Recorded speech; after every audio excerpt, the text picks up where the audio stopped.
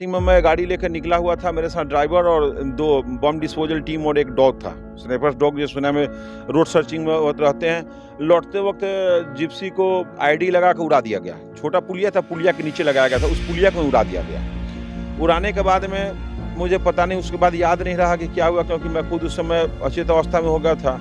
बाद में पता चला इलाज के लिए हमें श्रीनगर लाया गया, वहाँ दिमाग खुली तो पता चला कि आप यहाँ है, बाकी बंदे कहाँ गए, तो बाकी बंदे तो क्योंकि हम लोग का बैच होता है उसमें बलिदान लिखा होता है, त्रिशूल बना करके बलिदान भर्ती होते हैं। उसी समय कहा जाता है कि आप बलिदान होने के लिए आए हैं।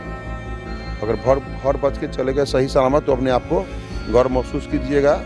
आप अगर नहीं रहे तब घर वाले लास्ट तक, लास्ट डिस्ट्रिक्ट तक ये लोग लगभग 50 किलोमीटर एरिया इनके पीछे, एलसी के पीछे इनकी हाईवे है, वहां से आके ये लोग ऊपर में था, हम लोग के नीचे है, ऊपर में ये लोग रातों रात अपना बंकर बना के अपना फुल तैयारी में था कि किसी तरह कारगिल डिस्ट्रिक्ट को काट लिया जाए, लेह को काट लिया जाए, ये लोग का रोड उड़ा दिया जाए और यह हमारा देश का कब्जा कर।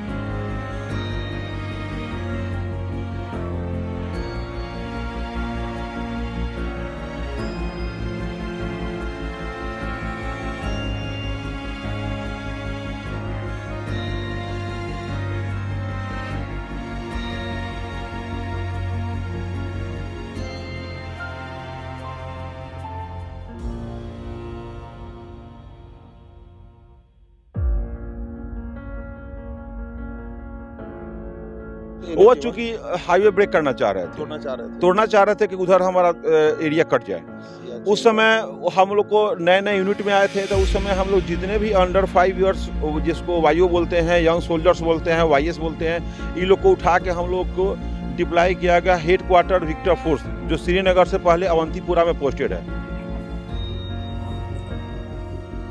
जो जहानाबाद जेल ब्रेड कांड हुआ था, मैं उसमें भी ऑपरेशन किया था।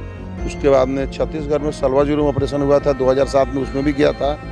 उसके बाद में ऑपरेशन ताज हुआ लास्ट में, मैं उसमें भी किया था। उसके बाद में मैं मणिपुर के तवांग चला गया, हमारी यूनिट तवांग चली गई। उस समय चाइना बॉर्डर पे थोड़ा सा ज़्यादा ही वो हो गया तवांग को लेकर के, डिस्ट्रिक्ट को लेकर के, कि चाइना के यही मंशा था कि तवांग डिस्ट्रिक्ट को हम कैसे अरुणाचल प्रदेश से अपने हिस्से में ले। सेना में गए, जाने के बाद में ट्रेनिंग हमारी पूरी हुई। मैं brigade of the guards regiment के में ट्रेनिंग पूरी करके, और 14 गार्ड्स जो परमवीर चक्र बटालियन है, जिसमें अल्बर्ट टीका को परमवीर चक्र प्राप्त हुई थी, और उस ब्रांच में जाने का बटालियन में मुझे मौका मिला।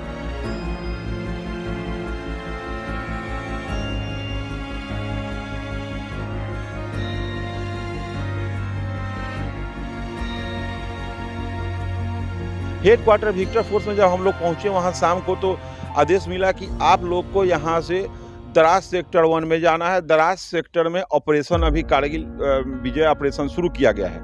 हम लोग वहां से 32 आदमी की टुकड़ी, अलग अलग 16 आदमी की टुकड़ी 2 टुकड़ों में वहां से बट के गए। कहाँ अलग अलग यूनिट्स के लोग इकट्ठे हुए थे।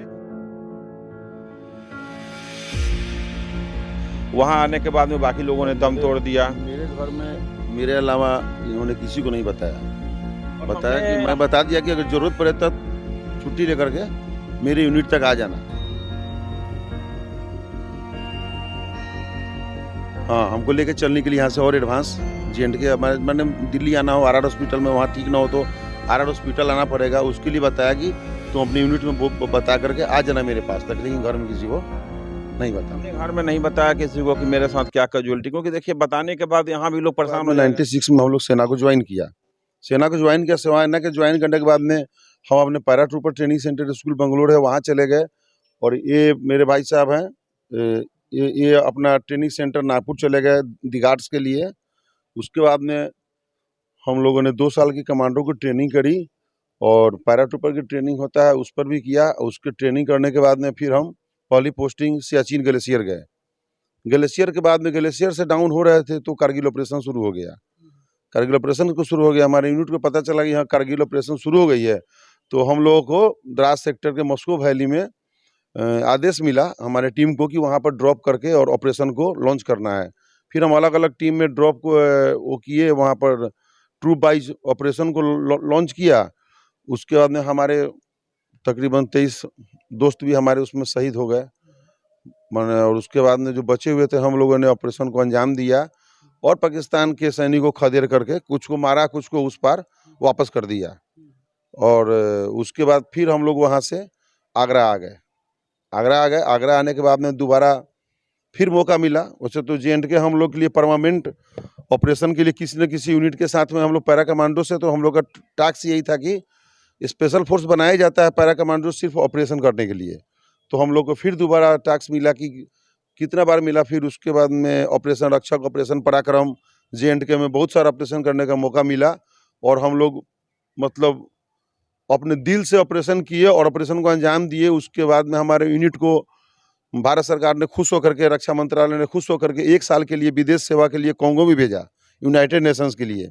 वहाँ से भी हम लोगों ने मेडल आया और वहाँ भी हम लोगों ने ऑपरेशन करके और अपना वो यूनिट का नाम रोशन किया। और सेना से हमने तकरीबन 15-16 मेडल हमने लिया है और टोटल मेडल ऑपरेशन की है। और उसके बाद फिर ऑपरेशन ताज में भी जाने का, मैं NSG में पोस्टिंग भी, मैं NSG में भी 7 साल पोस्टिंग रहा हूँ। और NSG में आपको जो जहानाबाद जेल ब्रेड कांड हुआ था, मैं उसमें भी ऑपरेशन किया था। उसके बाद में छत्तीसगढ़ में सलवा जुर्म ऑपरेशन हुआ था 2007 में, उसमें भी किया था। उसके बाद में ऑपरेशन ताज हुआ लास्ट में, मैं उसमें भी किया था। उसके बाद में मैं मणिपुर के तवांग चला गया, हमारी यूनिट तवांग चली गई। उस समय चाइना बॉर्डर पे थोड़ा सा ज़्यादा ही वो हो गया तवांग को लेकर के, डिस्ट्रिक्ट को लेकर के, कि चाइना के यही मंशा था कि तवांग डिस्ट्रिक्ट को हम कैसे अरुणाचल प्रदेश से अपने हिस्से में ले ले। वहाँ उनका बौद्ध का बहुत बड़ा मंदिर है। तो हम लोग वहाँ पर LC पे जा करके चाइना वालों के साथ भी मीटिंग किया। मीटिंग करके हमने बताया कि हम लोग यहाँ पर आ चुके हैं, अब ऐसा असंभव है। उसके बाद में फिर हुआ कि चलिए और भी भाई को देश सेवा का मौका मिलना चाहिए। 16 साल, 16.5 साल सर्विस करने के उपरांत हमने VRS लेकर के और घर आ गए। जिस दिन भर्ती हुए उस दिन से लेकर जिस दिन घर आए उस दिन तक पर डे टफ है, क्योंकि हम लोग की यूनिट में सुबह रोज 20 किलोमीटर दौड़ना पड़ता है उठ करके, और 50 किलोमीटर 25 kg वेट के साथ में 5 घंटा के अंदर स्पीड मार्च करना पड़ता है। रोड मार्च नहीं, स्पीड मार्च करना पड़ता है। और हर सप्ताह में क्रॉस कंट्री होती है। इसीलिए हम लोग के लिए ऑपरेशन हो या एक्सरसाइज हो या पैरा ड्रॉप हो, रात के अंधेरे में, दिन में, किसी भी वक्त, किसी भी ग्रेड डिफरेंस पर हम लोग को पैराशूट पहना के 17-18 हज़ार हाइट से ड्रॉप कराया जाता है। और मैं तकरीबन 720-25 जंप मैंने किया डे नाइट मिला करके पैराशूट से। और उसमें कई बार चोटें भी आई, ठीक भी हुआ, लेकिन कुल मिला करके जिस दिन भर्ती हुई उस दिन से जिस दिन घर आए उस दिन तक पर डे कठिन होता है पैरा कमांडोज के लिए। डे बाई डे मुश्किल है। और अगर मुश्किल नहीं है तो हमारे यहाँ कहा जाता है कि मुश्किल वक्त और कमांडो सख्त। तो पर डे यही स्थिति है, क्योंकि हम लोग का बैच होता है उसमें बलिदान लिखा होता है, त्रिशूल बना करके बलिदान।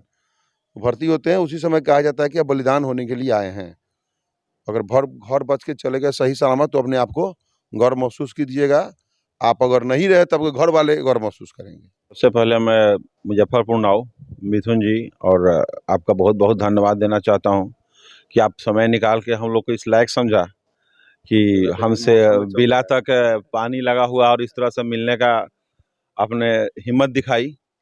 और जहां तक मेरा सवाल है, मैं 99 कारगिल युद्ध की बात हो या ऑपरेशन की बात हो, मैं शुरू से बताता हूं। मैं 96 अक्टूबर में भारतीय सेना को ज्वाइन किया, क्योंकि मेरा बचपन से शौक था, मेरा नहीं बल्कि दोनों भाई का।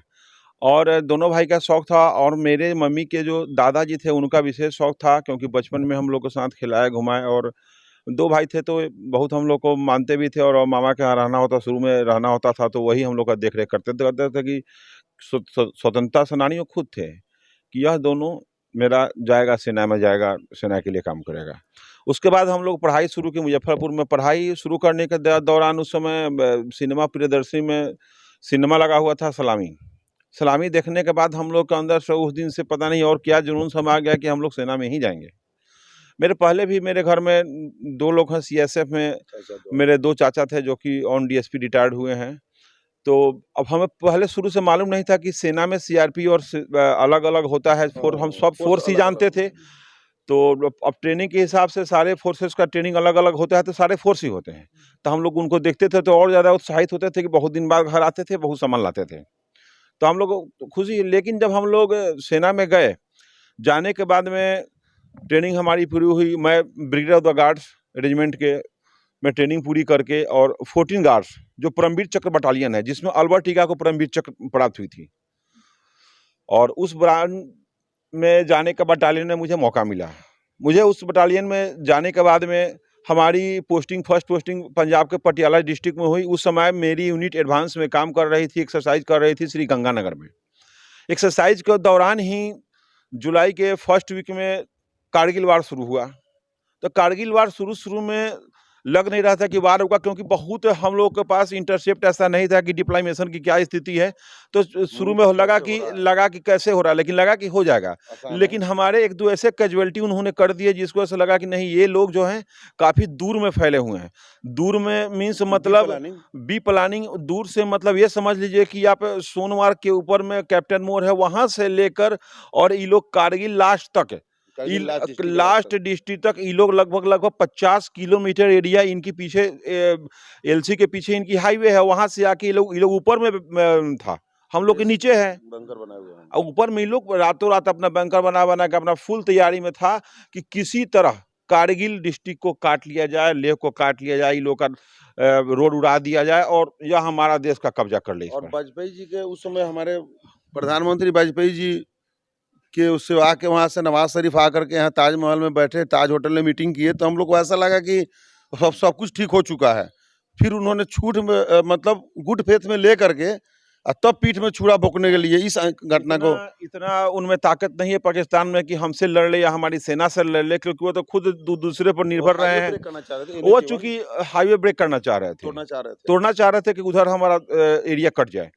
उस समय हम लोग को नए यूनिट में आए थे, तो उस समय हम लोग जितने भी अंडर 5 इयर्स, जिसको वाईओ बोलते हैं, यंग सोल्जर्स बोलते हैं, वाईएस बोलते हैं, इन लोग को उठा के हम लोग को डिप्लॉय किया गया हेड क्वार्टर विक्टर फोर्स, जो श्रीनगर से पहले अवंतीपुरा में पोस्टेड है। हेड क्वार्टर विक्टर फोर्स में जब हम लोग पहुंचे वहां शाम को, तो आदेश मिला कि आप लोग को यहाँ से दराज सेक्टर 1 में जाना है। दराज सेक्टर में ऑपरेशन, अभी कारगिल विजय ऑपरेशन शुरू किया गया है। हम लोग वहां से 32 आदमी की टुकड़ी, अलग अलग 16 आदमी की टुकड़ी, 2 टुकड़ों में वहां से बट के गए। कहाँ अलग अलग यूनिट्स के लोग इकट्ठे हुए थे।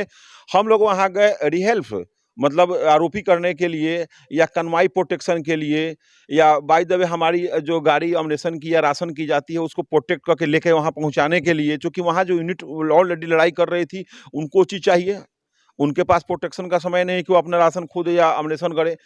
इसी दौरान क्या हुआ कि एक दिन रोड ओपनिंग पार्टी में मैं गाड़ी लेकर निकला हुआ था, मेरे साथ ड्राइवर और 2 बम डिस्पोजल टीम और एक डॉग था, स्नाइपर्स डॉग, जो सुना में रोड सर्चिंग में रहते हैं। लौटते वक्त जिप्सी को आईडी लगा कर उड़ा दिया गया। छोटा पुलिया था, पुलिया के नीचे लगाया गया था, उस पुलिया को उड़ा दिया गया। उड़ाने के बाद में मुझे पता नहीं, उसके बाद याद नहीं रहा कि क्या हुआ, क्योंकि मैं खुद उस समय अचेत अवस्था में हो गया था। बाद में पता चला इलाज के लिए हमें श्रीनगर लाया गया, वहाँ जब आँख खुली तो पता चला कि आपको यहाँ है। बाकी बंदे कहाँ गए, तो बाकी बंदे तो शहीद हो चुके हैं। वहाँ आने के बाद में बाकी लोगों ने दम तोड़ दिया। मेरे घर में मेरे अलावा इन्होंने किसी को नहीं बताया कि मैं बता दिया कि अगर जरूरत पड़े तब छुट्टी लेकर के मेरे यूनिट तक आ जाना। हाँ, हमको लेके चलने के लिए यहाँ से और एडवांस J&K, मैंने दिल्ली आना हो RR हॉस्पिटल में, वहाँ ठीक ना हो तो RR हॉस्पिटल आना पड़ेगा, उसके लिए बताया कि तुम अपने यूनिट में बता करके आ जाना मेरे पास तक, लेकिन घर में किसी को नहीं बताया। हमने घर में नहीं बताया किसी को कि मेरे साथ क्या कैजुअलिटी, क्योंकि देखिए बताने के बाद यहाँ भी लोग परेशान हो जाएगा। और हमने वहाँ भी ऑपरेशन किया। उसके बाद वहाँ से आने के बाद में हमने दोबारा राष्ट्रीय राइफल में हमको जाने का मौका मिला। 61 राष्ट्रीय राइफल में हमने बहुत सारे ऑपरेशन किए, बड़े बड़े जो वहाँ पर आतंकवाद थे उन्होंने हम लोगों ने ख़त्म किया। और महसूस होता है कि भारतीय सेना में हम लोगों ने काम किया। एक साथ रहने का मौका तो कहीं नहीं मिला, वही कारगिल दौरान ही एक साथ मिला था, लेकिन उस समय अलग अलग थे, नहीं रह पाए साथ में। और NSG में, नेशनल सिक्योरिटी गार्ड में एक साथ रहने का मौका मिला था, अलग अलग कंपनी में थे, वहाँ हम लोग कुछ दिन साथ में जॉब किए हुए हैं। और हम लोग को बहुत गर्व होता है कि विजय दिवस के रूप में इस कारगिल दिवस को राष्ट्रीय घोषित किया गया और उसमें हम लोग हिस्सा लिए। बहुत बहुत धन्यवाद।